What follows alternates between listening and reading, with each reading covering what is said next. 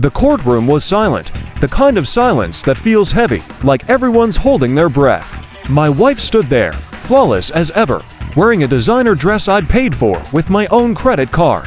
Her lawyer smiled confidently beside her. She turned to the judge, her voice sharp and proud. "I'll take 70% of his millions," she said, "including his father's inheritance." A ripple of gasps filled the room. The reporters' pens froze mid-sentence. Even the judge leaned back slightly, eyebrows raised. But I didn't flinch. I stood up slowly, calm as if I'd been expecting this moment all along.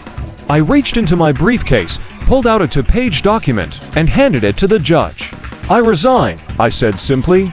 He looked down, scanned the papers for a few seconds, then lifted his head and burst into laughter. My wife's face twisted from confidence to confusion. "Let me back up a bit. My name is Paul.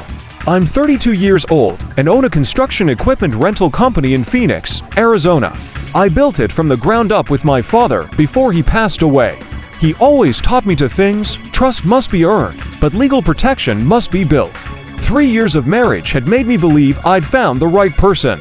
But over time, the signs started to show.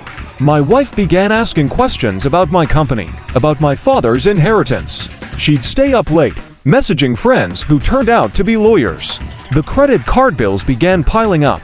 Luxury restaurants, boutiques, and resorts I'd never even visited. That's when it hit me. This marriage wasn't love. It was strategy. A carefully planned move that had begun long before I ever said I do. Before my father died, he made me set up a trust, one that protected everything he and I had worked for. I didn't think I'd ever need it, but I signed the papers anyway. That decision would save me everything. So when she walked into court, full of arrogance and confidence, demanding 70% of my wealth, I was ready. The document I handed to the judge that day confirmed that my personal assets, including my inheritance, were no longer under my name. Everything belonged to the trust. Legally, I owned nothing. The judge laughed because he understood. My wife had spent months preparing to take everything, and there was nothing left to take. She stood there, speechless. Her lawyer looked down in embarrassment. Her friends, waiting to see me fall apart, stared in disbelief. I walked out of that courtroom not just free, but lighter or finally done pretending. And that, my friends, is the story of how I lost everything on paper, but gained back my peace, my freedom, and the last laugh. Do you want to know exactly what was in that two-page document that changed everything? Stay for part 2, because the truth she never saw coming is even more unbelievable.